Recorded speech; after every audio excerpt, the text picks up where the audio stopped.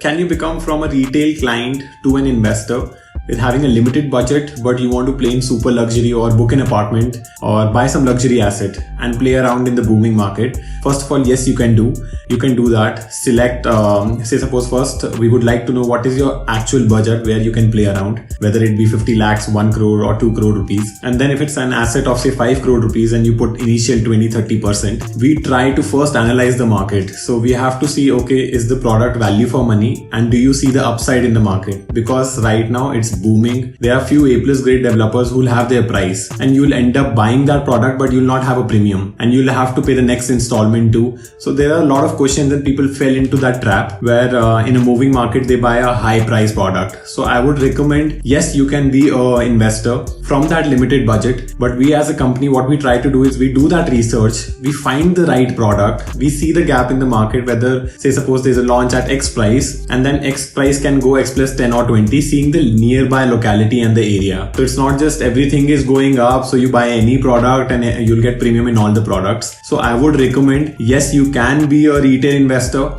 you can put that amount into super luxury, but do that research.